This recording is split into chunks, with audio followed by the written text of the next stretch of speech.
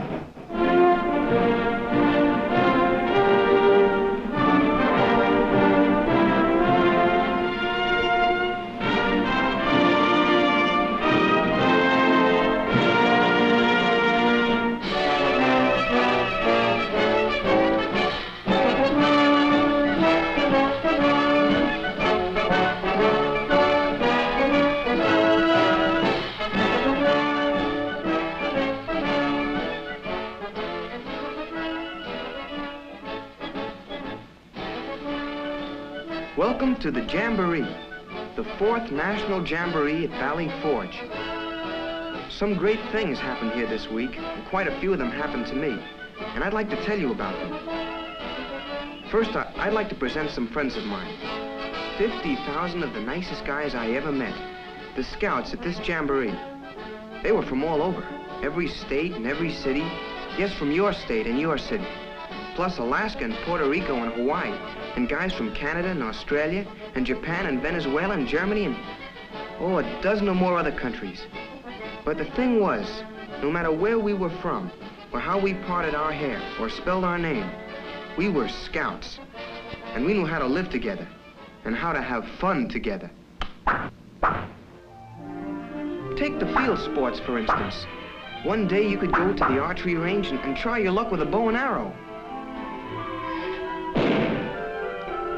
Another day, you could go out for skeet shooting. Nothing to be afraid of here, unless maybe you were a clay pigeon.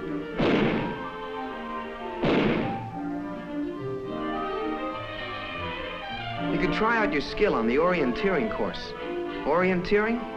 That's compass work with a college education. Or sharpen up your shooting eye on the .22 rifle range. Hey, anybody make a bullseye? Let's go see. Or you could have a barrel of fun practicing up on your fly casting technique. But the best thing was, you didn't have to be an expert in any of these field sports. In each area, there were coaches who really knew their stuff and showed you what to do and how to do it. Besides the field sports, there were exciting contests in scout skills, like making the two-man saw do its stuff. Or manhandling this big hunk of tree around the place. Think it's easy? It isn't.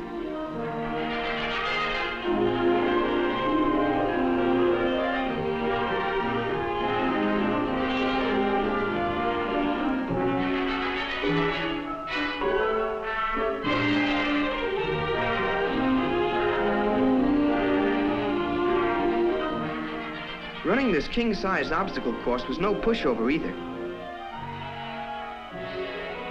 Best thing about all these contest events was the sportsmanship. No beefing, no poor losers. Just good guys having a good time. One of the best deals in the whole Jamboree was the big conservation areas. Here you could learn just what holds the earth together and makes it tick. How soil and water and plant and animal life all depend on each other. And about things like erosion control and wildlife management and forest fire protection. Hey, speaking of forest fires, look who's here. Smokey the Bear himself. With so many things to do, you're probably thinking, don't these birds ever relax? Well, the answer is sure we did. And here's one of the places where we relaxed, the trading post. One of the things I liked best at the Jamboree was the chance to get to know scouts from other countries. There was no such thing as a stranger here. Making friends was the easiest thing we did. Made us do a little thinking, too. If kids from different countries can get along like this, maybe there's hope for grown-ups, too.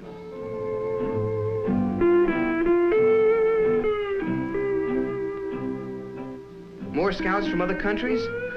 No, just some of our own Hawaiian scouts in action.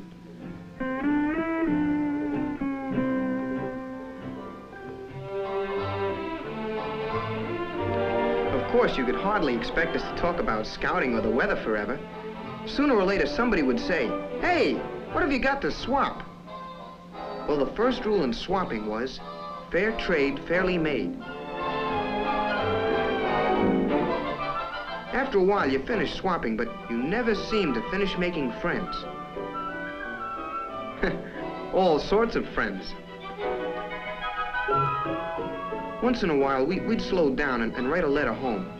And there was plenty to write home about. For instance, take the day the Thunderbirds came.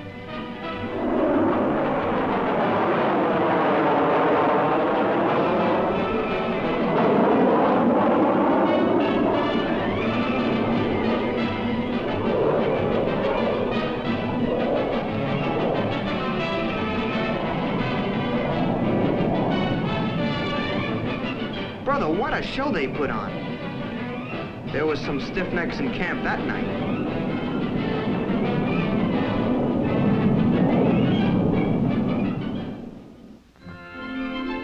You know, just moving 50,000 guys from all over the country to Valley Forge was a pretty big deal all by itself. I guess about half of us came by train. Special train, if you please. Lots of us came by bus, too. Chartered bus, that is. Marching to our campsite came next. After that, getting our stuff unloaded so we could start putting our camp together. There was lots to do.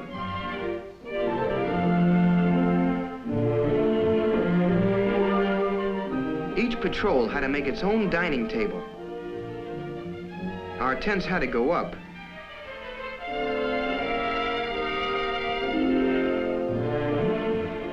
It was a hot day to put up our tents, but some of us found ways to beat the heat. When the wind came up, did we worry about whether our knots would hold? We sure did. Well, the final touch to our campsite was the gateway. Every troop at the Jamboree had its own gateway, all different.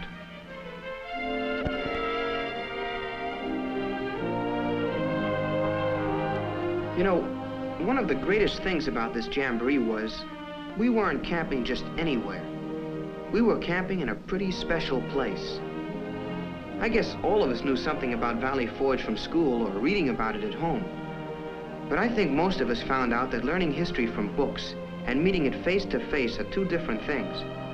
Imagine Washington's half-dead army cooped up in little huts like these for that long, rugged winter. Boy, what a scoutmaster that man Washington would have made. Just an hour's ride from Valley Forge was Philadelphia. Every day, a few thousand of us went to shake hands with some of the famous landmarks of history there. Betsy Ross's home, for instance. And Independence Hall, our cradle of liberty. Just inside that door was the Liberty Bell that rang for freedom. The Philadelphia tour was real cool. But it was also the middle of July and real hot.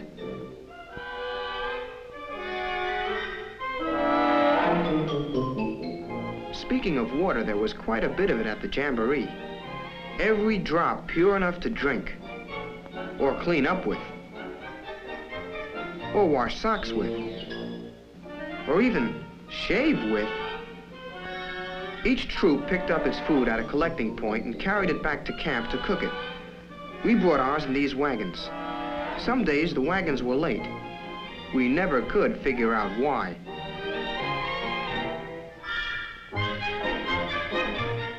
Meanwhile, back at the kitchen, the cooks got busy with the meal. We all took our turn as cook. And at saying grace.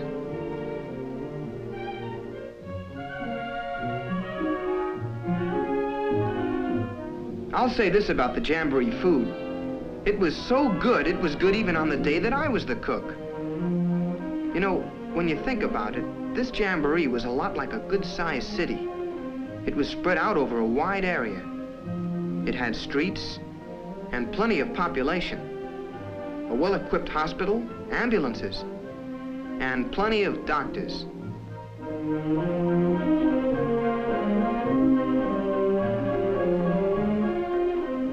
A fire department on the job. A big, busy post office that got mail from home out to our troop sites every day. And even its own telephone exchange. There was always something going on at the Jamboree. Sometimes it was a visiting group like the Mounted Guard from Philadelphia. Almost every day there was Indian dancing. These scouts happen to be the real thing. They're from the Warm Springs Reservation in the state of Oregon.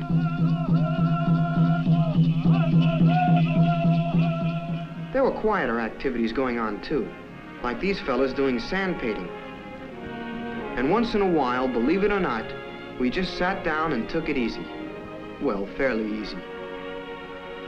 On Sunday morning, my friends and I, all 50,000 of them, went to church. Some of us attended this big Protestant service. Some of us the Catholic service. Or the Jewish. The Mormon. The Greek Orthodox, or one of the others. There were 13 different services on the Jamboree grounds that morning. You went to one of them, your buddy went to another. So what? You're both scouts, aren't you? Almost every night there were campfires. Troop fires, big regional fires, and on opening and closing nights, an all Jamboree campfire that filled every seat in an arena as big as Yankee Stadium. There we are, all 50,000 of us, and a lot of folks who came to visit us.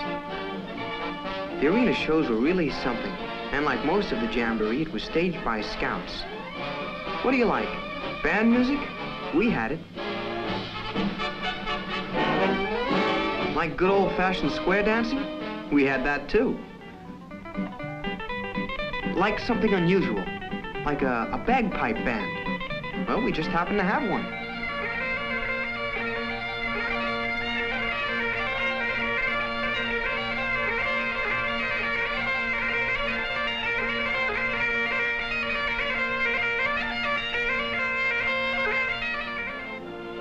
The story of Washington's army at Valley Forge was told in a thrilling pageant on a stage the size of a football field.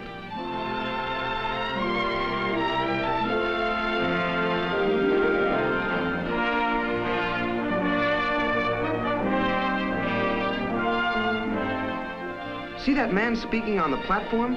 That's Vice President Nixon. Well, this is it. The last few minutes of the last campfire of the Jamboree. That's Chief Scout Executive Shuck leading it. And back up there in the arena are those 50,000 swell guys I've been telling you about. What are they thinking about as this last fire begins to fade? I believe they're thinking, like I am, that this Jamboree is the best thing that ever happened to us in just about any way you can name. I think it meant more to us than it ever meant before when we stood up, all 50,000 of us, and repeated together, "On my honor, I will do my best to do my duty to God and my country." And you helped make scouting possible. Each boy at this Jamboree is knocking on the door of manhood. Tomorrow he may be finding the key to cancer, or unlocking the door to peace. Maybe he'll be the minister of your church someday, or the fireman who saves your home, or the doctor who saves your life. One thing is sure, whatever these boys become, whatever heights they scale, they'll climb a little higher, grow a little taller, and the world will be a little better because of what happened at Valley Forge.